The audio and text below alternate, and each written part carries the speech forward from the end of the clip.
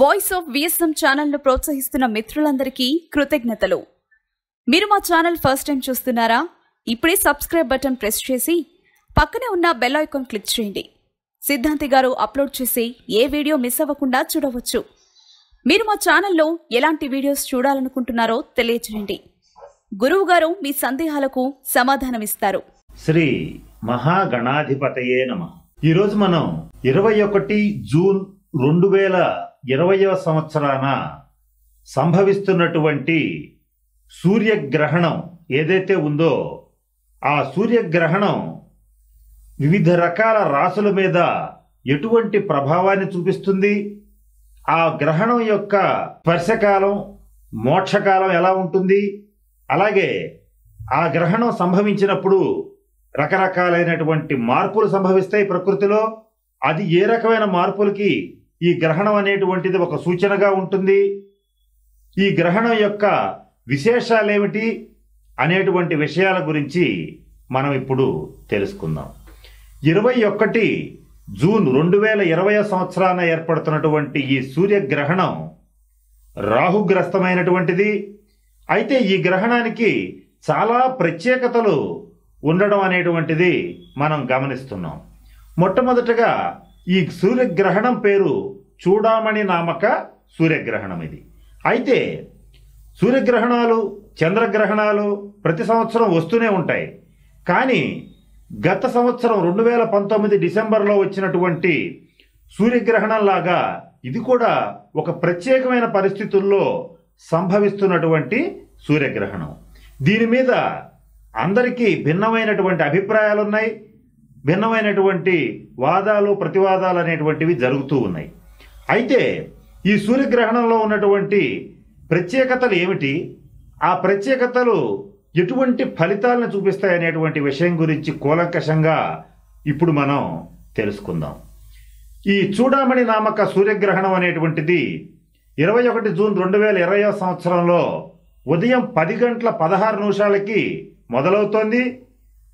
మధ్యాహ్నం 1:54 దాకా దీర్ఘకాలం పాటు ఈ సూర్యగ్రహణం అనేటువంటిది సంభవిస్తోంది. అయితే ఈ సూర్యగ్రహణం ముఖ్యంగా మృగశిర నక్షత్రంలో మొదలై వృషభ రాశిలో మొదలయ్యి ఆర్ద్ర నక్షత్రం మిథున రాశిలో ముగించటం అనేటువంటిది జరుగుతోంది. అయితే ఈ సూర్యగ్రహణానికి ప్రత్యేకతలు ఏంటంటే, మొట్టమొదటి ప్రత్యేకత ప్రధాన గ్రహాలైనటువంటి బుధ గురు శని గ్రహాలు వక్రచారంలో ఉండంగా, అంటే వక్ర గతిలో ఉండంగా సంభవిస్తున్నటువంటి సూర్యగ్రహణం. ఇది మొట్టమొదటి ప్రత్యేకత. మరొక ముఖ్యమైన అందరూ ఆలోచించదగిన ప్రత్యేకత ఏంటంటే, కాలసర్పదోషం జగర్లగ్నానికి సంభవిస్తుండగా, అంటే కాలసర్పదోషం జరుగుతుండగా ఏర్పడినటువంటి సూర్యగ్రహణం. ఇది రెండవ ప్రత్యేకత. ఇక మూడవ ప్రత్యేకత ఏంటంటే, ఈ సూర్యగ్రహణ కాలంలో సహజంగానే సూర్యగ్రహణం అంటే ఎప్పుడు ఏర్పడినప్పటికీ కూడా అమావాస్య నాడే ఏర్పడుతుంది. ఈ సూర్యగ్రహణం మరొక ప్రత్యేకత ఏంటంటే ఆదివారం అమావాస్య నాడు ఏర్పడుతోంది. అంటే అనేక రకాలైనటువంటి ప్రత్యేకమైనటువంటి పరిస్థితుల్లో ఈ సూర్యగ్రహణం అనేటువంటిది సంభవిస్తోంది. ఈ సంభవించినటువంటి సూర్యగ్రహణం ముఖ్యంగా ఈ 7 రాశులు కర్కాటకం, తుల, వృశ్చికం, ధనుస్సు, కుంభం, మీనం, సింహం, ఈ 7 రాశుల వారు తప్పనిసరిగా గ్రహణ దోష పరిహారాలు ఖచ్చితంగా పాటించండి. అంటే గ్రహణం అయిపోయిన తర్వాత 22వ తారీఖు కానీ 23వ తారీఖు కానీ మీ సమీపంలో ఉన్నటువంటి శివాలయానికి వెళ్ళి రవిగ్రహ దోష పరిహారం కోసం గోధుమలు, అలాగే రాహుగ్రహ దోష పరిహారం కోసం మినుములు దానం చేయండి. గ్రహణ దోష పరిహారార్థం అని సంకల్పం చెప్పించుకోండి. అలాగే ముఖ్యంగా చేయవలసిన పని ఏంటంటే రుద్రాభిషేకం జరిపించుకోండి. ఇందాక నేను చెప్పినట్లుగా ఈ ఆర్ద్ర నక్షత్రంలో గ్రహణం సంభవిస్తోంది గనక, ఆర్ద్ర నక్షత్రం రుద్రుడి యొక్క నక్షత్రం, అంటే శివుడి యొక్క నక్షత్రం గనక రుద్రాభిషేకంతో ఈశ్వరానుగ్రహంతో ఈ గ్రహణ దోషాలన్నింటినీ కూడా తరిమి దూరంగా తోసిపారేసి అఖండమైనటువంటి ఐశ్వర్యాన్ని ఇచ్చేటువంటి పరిస్థితి రావాలంటే తప్పనిసరిగా గ్రహణ దోష పరిహారాలు అనేటువంటివి పాటించండి. చాలామందికి ఇప్పుడున్న పరిస్థితుల్లో బయటికి వెళ్ళలేని పరిస్థితులు ఉన్నవాళ్ళు కూడా కొంతమంది ఉంటారు.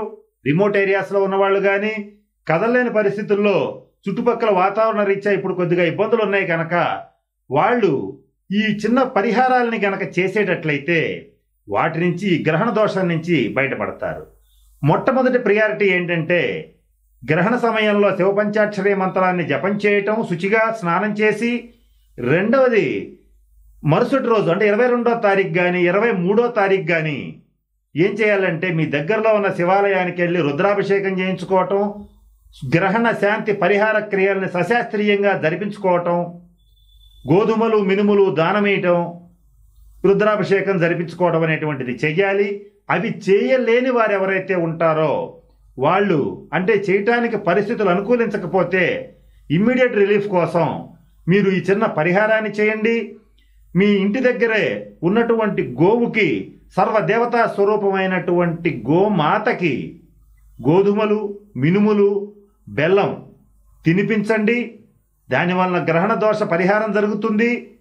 ఫస్ట్ చేయవలసిన పని ఏంటంటే మీరు గ్రహణాన్ని ఎటువంటి పరిస్థితుల్లో నేను చెప్పినటువంటి రాసులు వృషభం, మిథునం, కర్కాటకం, సింహం, తుల, వృశ్చికం, ధనుస్సు, కుంభం, మీనం, ఈ రాసుల వారు ఎటువంటి పరిస్థితుల్లో మొట్టమొదటగా గ్రహణాన్ని చూడవద్దు. గ్రహణ సమయంలో బయటికి వెళ్ళొద్దు. అలాగే గ్రహణ సమయంలో ఆ సూర్యుడి యొక్క కిరణాలు మన శరీరాన్ని తాకేటట్లుగా తిరగడం అనేటువంటిది వీలైనంత వరకు నిషేధించండి. మీరు చేసేటువంటి వృత్తి ఉద్యోగ వ్యాపారాల్లో ఇబ్బంది అయితే కనీసం స్నానం చేసి శివపంచాక్షరి మంత్రాన్ని, ఓం నమ శివాయ అనేటువంటి మంత్రాన్ని 11 సార్లు జపించి అప్పుడు బయటికి వెళ్ళండి. వీలైనంత వరకు వెళ్ళకండి. వెళ్లాల్సిన పరిస్థితి కొంతమంది ప్రభుత్వోద్యోగులకు ఉండే పరిస్థితి ఉంటుంది, కొంతమంది పెద్ద పెద్ద వ్యాపారస్తులకు ఉండేటువంటి పరిస్థితులు ఉంటాయి. తప్పనిసరి అయినప్పుడు మాత్రం ఇలా చేయండి. తప్పనిసరిగా వెళ్ళకపోయినా పర్వాలేదు అనుకున్న వాళ్ళు మాత్రం వీలైనంత వరకు వెళ్ళకండి.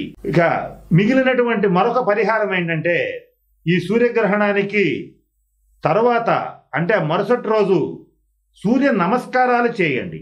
అంటే పట్టినటువంటి గ్రహణం సూర్యుడికి గనక సూర్యుడి యొక్క ప్రీతి కొరకు సూర్య నమస్కారాలు చేయండి. ఆదిత్య హృదయాన్ని పారాయణ చేయండి. ఇటువంటి చిన్న చిన్న పరిహారాలు మీ ఇంట్లోనే చేసుకునేటట్లయితే ఈ గ్రహణ దోషం అనేటువంటిది తప్పనిసరిగా తొలగిపోతుంది. తప్పకుండా మంచి శుభ ఫలితాలని నిస్సందేహంగా పొందుతారు. ఇవి ముఖ్యంగా ఇంట్లోనే ఉండి సింపుల్గా చేసుకునేటువంటి గ్రహణ దోష పరిహార క్రియలు. కనుక ఈ పరిహార క్రియల్ని పాటించి అన్ని రాశుల వాళ్ళు చక్కటి శుభ ఫలితాలను పొందాలని ఆశిస్తున్నాను. స్వస్తి. ఈ వీడియో కానీ మీకు నచ్చినట్లయితే లైక్, కామెంట్, షేర్ చేయండి. మరిన్ని అప్డేట్స్ కోసం సబ్స్క్రైబ్ చేయండి.